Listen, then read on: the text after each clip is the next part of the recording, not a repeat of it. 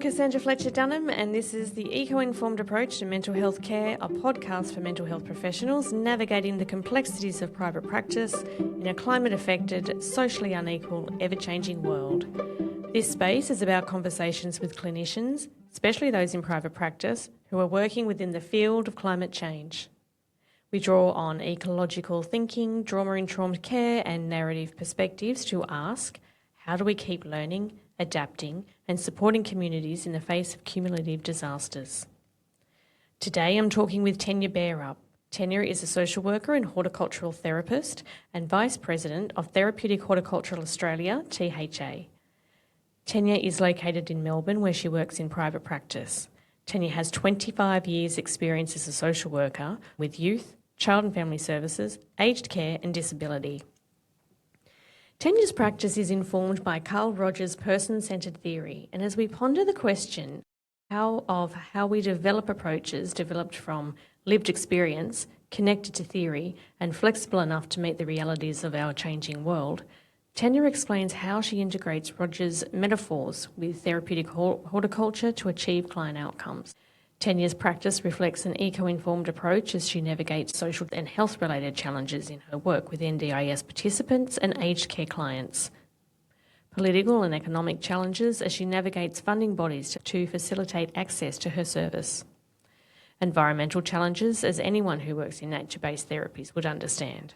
And cultural challenges as she works across the lifespan with numerous groups and individuals. As we dive into this conversation, it is very relevant to note that this podcast is recorded on Worimi country. I pay my respects to elders past, present and emerging and acknowledge that sovereignty was never ceded. Tanya, thank you for joining me today.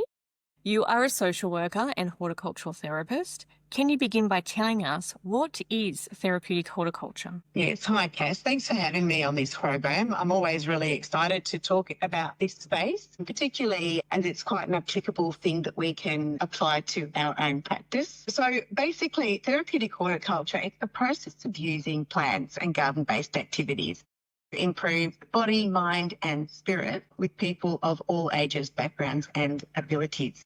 So that's kind of the broader definition. So I do some training, and during training I sort of help people to understand, exactly what it is and how it's practiced. Somebody said to me once, therapeutic horticulture has always been there. We've always used plants and engagement with plants. It's just that now we have a name for it. Yeah, you kind of get people to reflect on throughout history, how people have engaged in nature and gardens to, through the monastery gardens and all of that. So, yeah, that's basically the gist of what it is. And I think it's about teasing out what are these therapeutic benefits. Why is nature good for us and why is gardening good for us? And it helps people to sort of understand, oh, yes, I see. And I see how I can utilise that to promote wellbeing. Is it correct to say that COVID was the catalyst for your journey into private practice? And can you tell us about your experience as a social worker during COVID and how this led to using therapeutic horticulture? Yeah, well, I do tell the story that basically, as it did for so many, COVID really just put the brakes on where I was at, I guess, in my own professional trajectory. I was working in a really intense area and a reactive space of social work at the time that COVID happened. As soon as we had to start working from home, like I said, it put the brakes on and it was a moment to kind of pause and to go, where was my life taking me? Is this where I wanted to keep going or was there something else? For me, part of the really important part of the story here was that I went with a girlfriend, down in Melbourne, that you might recall we were locked down for a day. Yeah, allowed out for an hour a day to go walking. So I had the privilege of going with a girlfriend on a walk who's a horticulturalist, and she was aware of, my social work experience, but also about my love of gardening. And I had always loved that concept of gardening with people. I had been doing some work with another girlfriend of mine where we'd go and help people who weren't able to garden in the same way they used to. We'd go to their homes and just start gardening with them, and just seeing kind of the joy, the energy that was created from that and that sense of purpose and meaning. So that was just very interesting, just casually seeing that. Yeah. And she put to me, she said, I wonder, Tanya, if there's any way that you can combine your therapy skills with your love of gardening. And, a lot of people call this the aha moment. Suddenly you realise that, yes, there is a way of doing this. And there's a term for it, it's called therapeutic horticulture. And there's a whole bunch of practitioners and training that's available to kind of assist in making that leap. I don't even know exactly how it happened, but within 4 weeks, I think I was registered to do the Introduction to Working in Therapeutic Horticulture course, which was, an 8-week course, which was mainly online, and kind of everything flowed from there. I used to say I was part of the Great Resignation because I resigned from my position, but in actual fact, I now realise that what I did, I was part of the Great COVID Pivot. So, I didn't stop being a social worker. When COVID happened, I just changed the way that I practiced it. So that led me into this whole world. And I guess just seeing the way that I can use the garden space as a way to enhance client outcomes. And that is the name of your business, My Garden Space. I launched My Garden Space officially, like we had the name. When I think about how it all came together, I really can't recall that much. I know I was doing some readings about, just our connection to nature and our disconnection to nature, and how that holistic approach that we are part of nature, not separate from it, and that, when we restore nature, we bring restoration to ourselves as well. So that was all part of what was going on at the time. I did the course, and then during the course, I was able to find my first couple of clients and start applying some of these principles. And as soon as I, started, using the garden as a way to support outcomes, it was incredible to see, people's responses to it. I love that story because you had that experience yourself of lockdown, obviously within the community and, well, the entire state. The isolation from nature really facilitated your future direction with yourself personally and your business. I think, very, very luckily for us, we had a garden and we had access to nature. We weren't, for those who were living in apartment blocks, that was a whole other challenge. I guess it kind of did help to formulate the concept of My Garden Space, because the idea behind that was that you can garden in whatever space you have. Yeah, whether that's in a teacup, I do teacup gardens is one of my little approaches. And there was somebody during that time that was talking about teacup gardens, on socials, and it was like, oh, that sounds really cute, and to like small gardens, it's about what's achievable and what's realistic, and that you can gain those benefits because there's so much about engaging with nature in terms of its capacity to restore attention and to get people out of their heads and to help counter ruminations and things.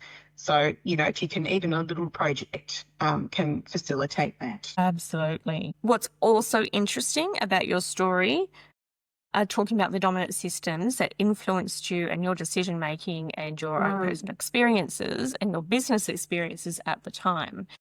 Yeah. So coming forward to where you are at now, some of the funding bodies you work within are the NDIS, community programs and aged care. Do you notice dominant powers relations in these systems that impact clients and community? So, for example, government policy is organised to assist clients in accessing services, not only mental health, but also medical and social, financial and educational needs. And at times, there must be government policy reviews to ensure economic viability in service delivery, and therefore client funding may change, and so may their access to services. So taking this as an example of the impact of dominant power relations on client and community, how do you navigate these issues as a private practitioner? Really talk about that kind of social work role, because social workers and naturally practitioners who look at the bigger systems theory, they take in, they use the holistic approach in terms of the person within the context of their environment.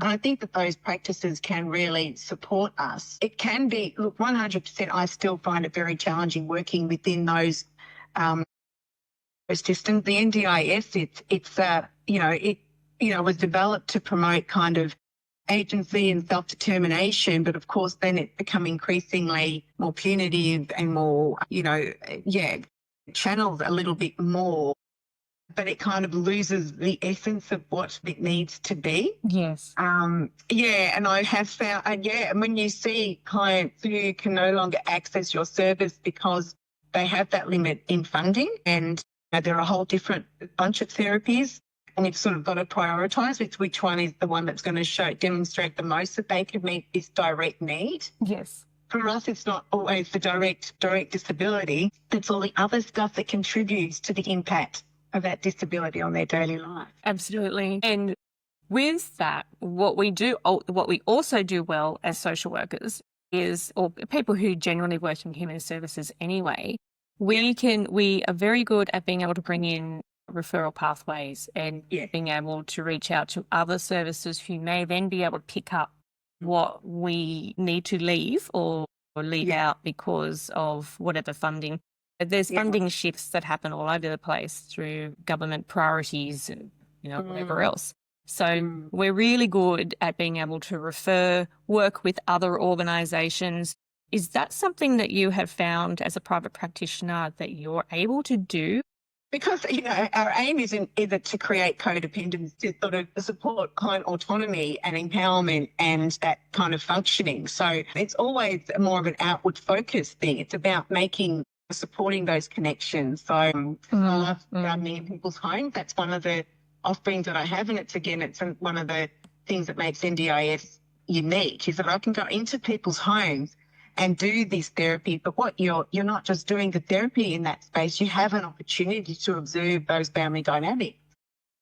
You can liaise with carers and take into consideration what's going on for them as well. By supporting them and building their capacity, you're able to then strengthen that support around your participant as well. So that would be the collaboration, working alongside other allied health is really critical. That also helps to extract more value out of the therapy if we're all on the same page. Absolutely. And that education about what is it that you're doing, like if it's an occupational therapist or a physio, and what can I do in the garden space to complement those strategies and those goals. Working in the school, sort of modelling to the school how the garden can be used for regulation. And to give kids a brain break in that space. That's been a really good thing as well. So I try and work with the community organisations as well, and make those links like with community gardens or neighbourhood houses, and introduce my participants to them so that they can build those relationships, and eventually I can step back. But it's a bit tough because I guess what I do is quite specialised as well. So it really is more about a broader education for people. One of the, I think, new aspects that I've been keeping my eye on, and I think, I'm not quite sure, you're going to correct me if I'm wrong here, I think I've heard you or seen you speak about green social prescribing. This excites me. I love this idea about social prescribing. What do you know about it? What can you tell me about it? Yeah, well, basically, it's drawing on the research about how nature is good for us and connecting to nature is good for us. I, as part of I am a trainer at Series in Melbourne, which is that do the introduction to working in therapeutic. The one I started with on our train at. Almost like the first thing we teach is that understanding of nature as co-therapists. Because we come, I'm sorry, I'm giving a little bit of a background as to why is green prescribing a really valuable tool.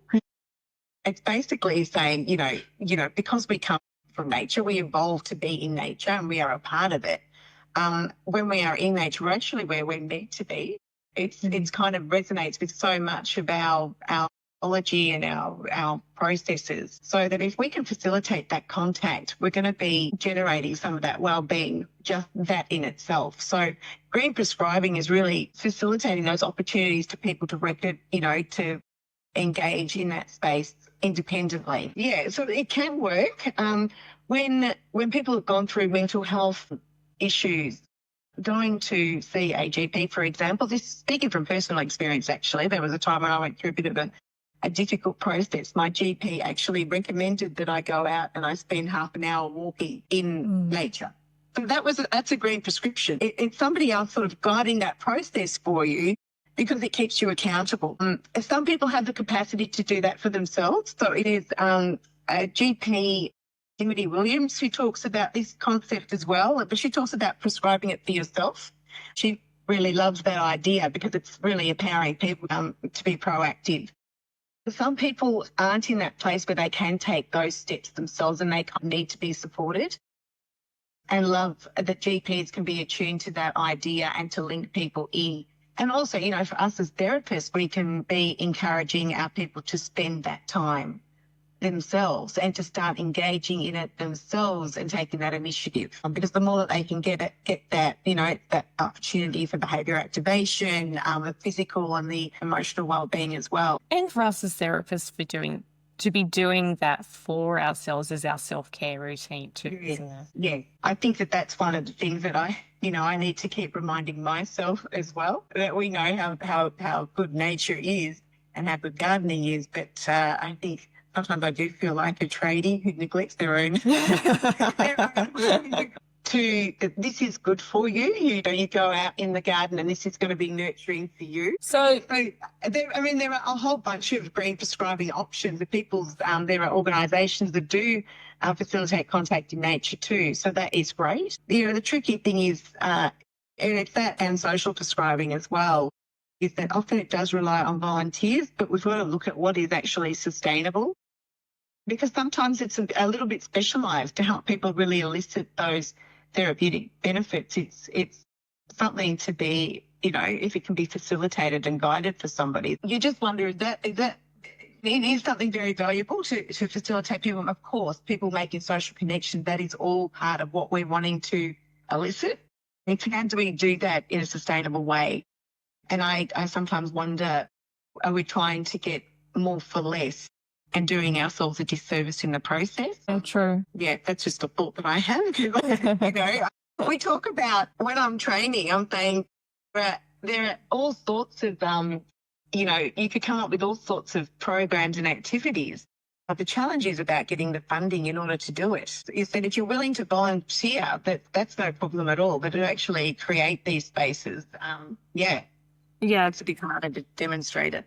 It's that real holistic approach to being able to hold someone when they're suffering mental illness, physical illness. It's really that holistic space that's the optimum for people. Absolutely. And part of, again, it's kind of like the gradual exposure that I do. People, I'm working one-to-one with people and they have social anxiety, for example. We might start with working together in the garden.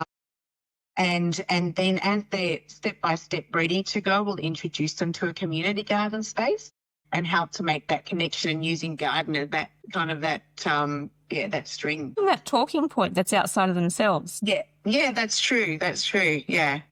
And something they can relate to. Yeah, it's not about them so much, but it's what they can contribute to, which is very strength-based as well. Moving on, we visited Scotland and gave a presentation to Trellis Scotland, which is the equivalent to Therapeutic Horticulture Australia. Is that right? Yeah, quite similar.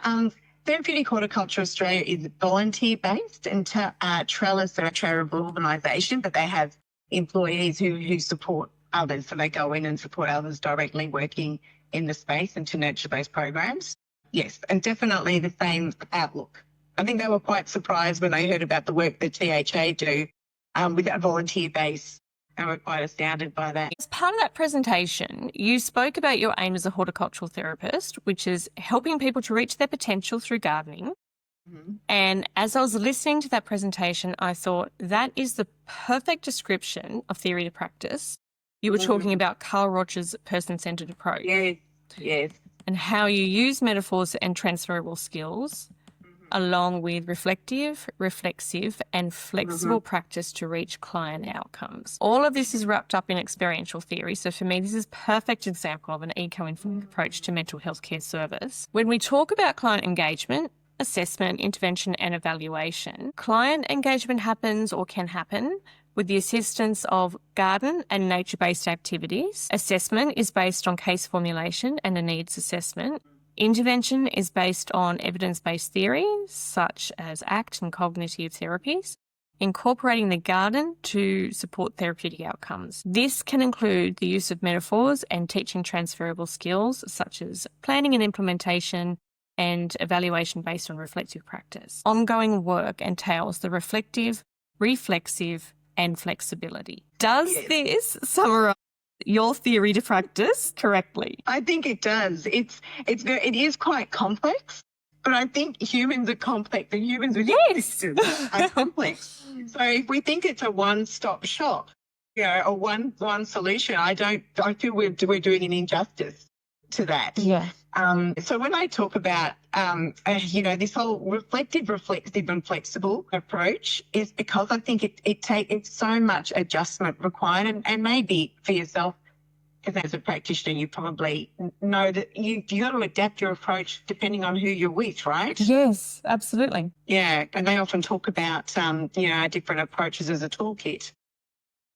So in the same way, using gardening to complement the work that I do is a toolkit. What are the different processes in gardening that I can draw upon depending on what the client goals are? Gardening to support contact with the present and regulation and mindfulness. We'll do some of those grounding techniques, going out into the garden and engaging our five senses, or engaging in tasks that can just help to focus on outside rather than what's going inside for you. But I often will do the talking. The talking therapy often is part of what I do. But we can have those conversations and then we can do some behaviour activation and go out into the garden space to sort of put some of that into practice. And that's the reflective part too, because you're talking about what you did in the garden last session and how are you from last session and what we've done.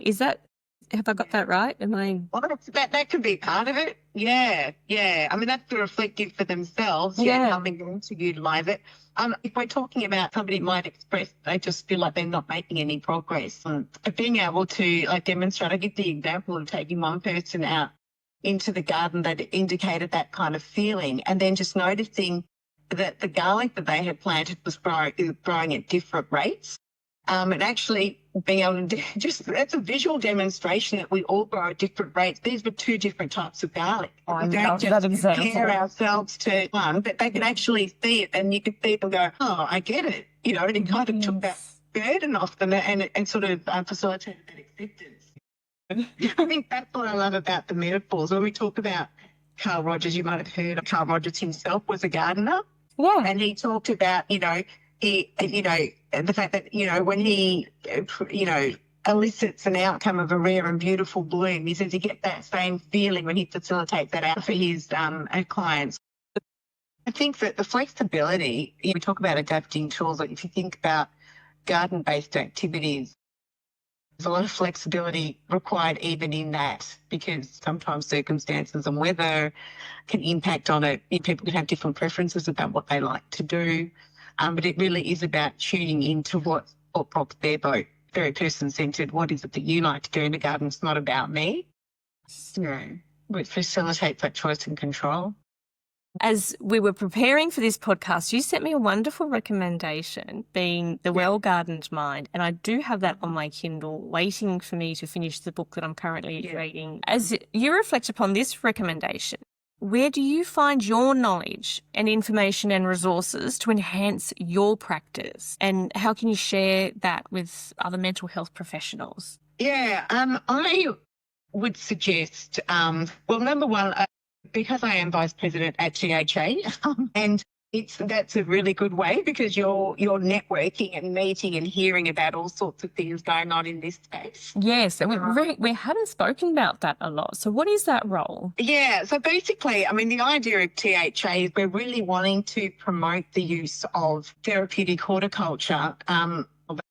We're actually seeking to have it as a recognised occupation and an industry. There are so many places that are providing this sort of stuff, but it's about getting that broader recognition that that's what it is. So THA are about that. We're also about, because it's quite specialised, the way that we use plants and nature to facilitate. It's about nurturing our community of practice and teaching them some of those skills. So I encourage everybody that wants to work in this field or wants to add this string to their bow, so to speak, in their toolkit, to become at least at a minimum an associate member of THA. We've got professional development and other training opportunities. So that keeps you in the loop. I also, for myself, through LinkedIn, I guess I follow other practitioners locally and internationally. They'll often alert you to when research has happened, when there's new research, so that keeps it fresh. And I have a supervisor myself, as we do need to, as therapists have our own supervisors. I mean, I do encourage others to get supervision as well. And I have a supervisor has explored eco-psychology and written some articles on it. So, what about nature? Where do you find your knowledge from nature? Knowledge about who you are as a practitioner, who you are as a person. That is a very good question. That's a reflective question, isn't it? Yeah, it is. It is. I mean, I kind of want to talk about, when you raise that, it's that Indigenous First Nations wisdom. Yes. About the importance of country. Yeah. And connection to who we are. Yeah. I know that, when I came across that phrase, we are not separate from nature, we are a part of it, I remember finding that really validating because, in this state of climate crisis that we're in, we see humans are the ones responsible for this. Yes, yeah. That you sort of lose that essence of actually you're really valuable. You are a part of nature too. You are also important and you are valued. I guess for myself, there comes a real sense of grounding to understand this is where I come from. This is who I am, being nature. I am nature. I'm coming out of that space.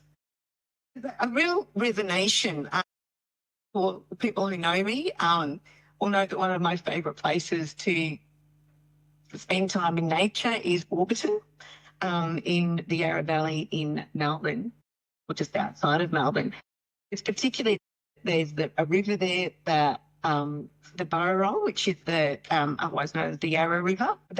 It's the upper Yarra. So sitting there with that water just flowing, there's that minimal kind of impact of humans on the landscape. There's just something amazing. And it's just, I guess it just brings you back to what's important. Absolutely true. It's the knowing, isn't it? There's just a knowing and a knowing about hard to articulate. And I think that's fine. I think that's great that it's hard to articulate because I think that is part of the essence of just knowing. I'm just being, I'm in the here and now, and I know. Yeah. Within that is that sense of satisfaction or a sense of peacefulness within you. And I think that is the essence of how you know you're connecting with nature. Yeah. And perhaps that's that innate bit where we talked about the evolution before. It's innate and it's pre-verbal. Yeah. Yeah. You have to observe a child who is playing, in the grass or under a tree or in the sandpit or wherever they are.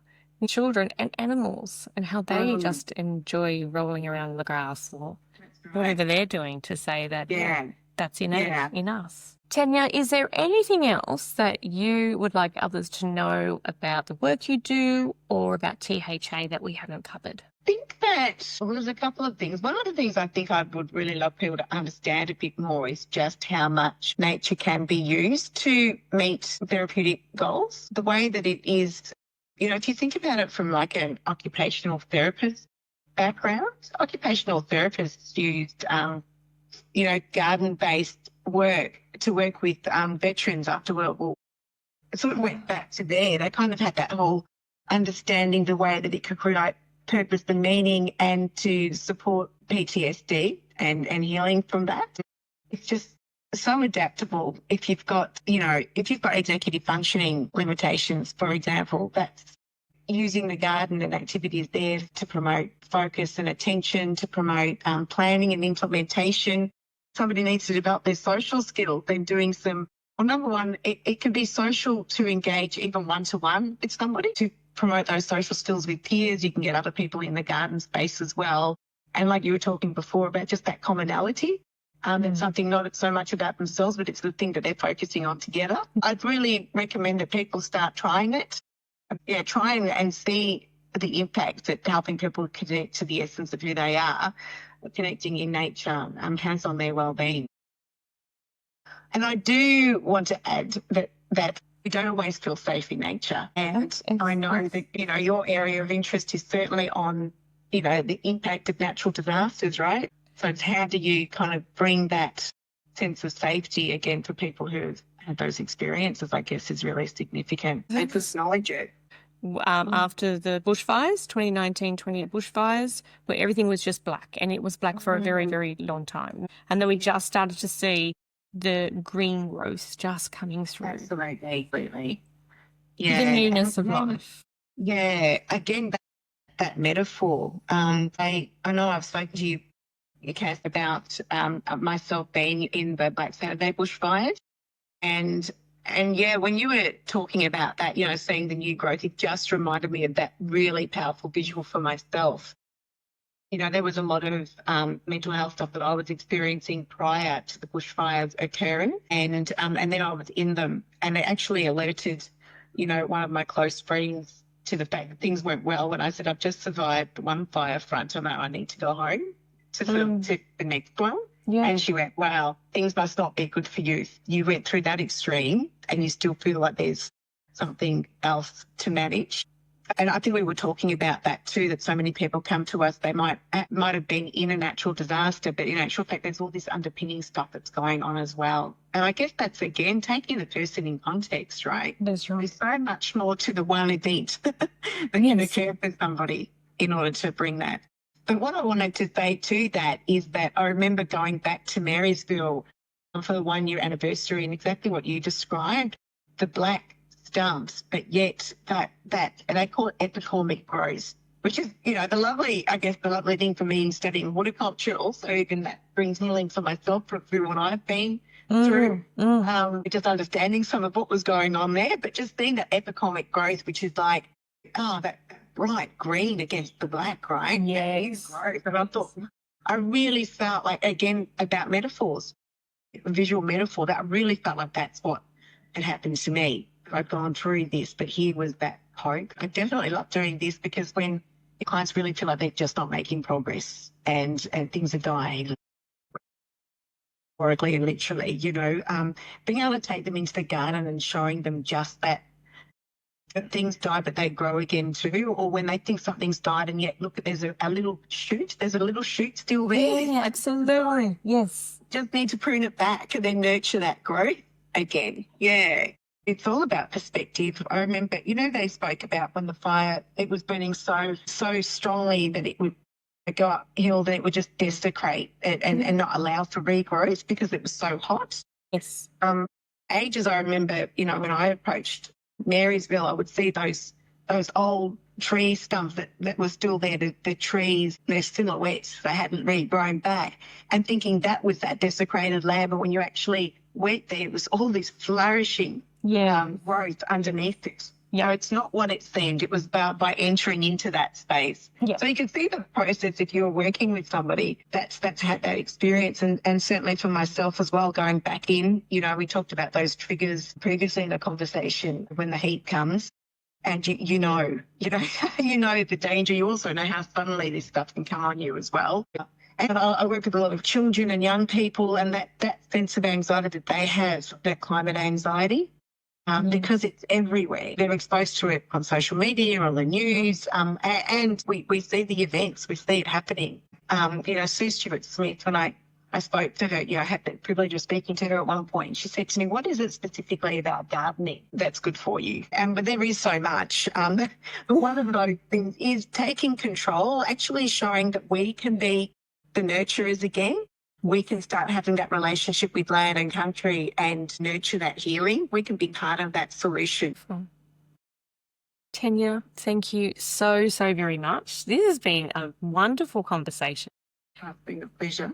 And I would just want to send my gratitude to you so much. This has probably been a few months in trying to get together and actually do this.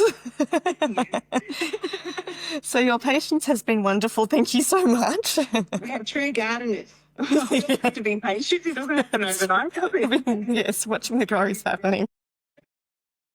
You take very good care of yourself, and I'm so grateful for our conversation. Thank you very much. Thank you, Cass.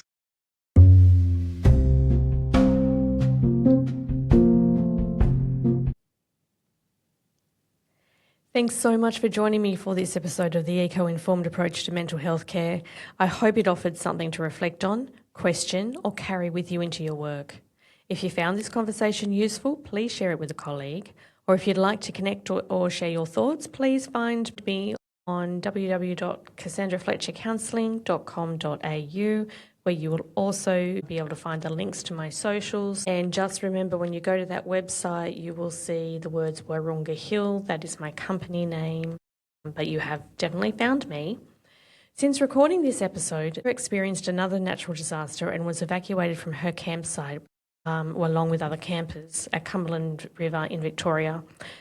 After Tanya's first experience of natural disasters such as COVID and bushfires, this is yet another direct experience. With Tanya's consent, I have written about this in my blog, which is available on my website.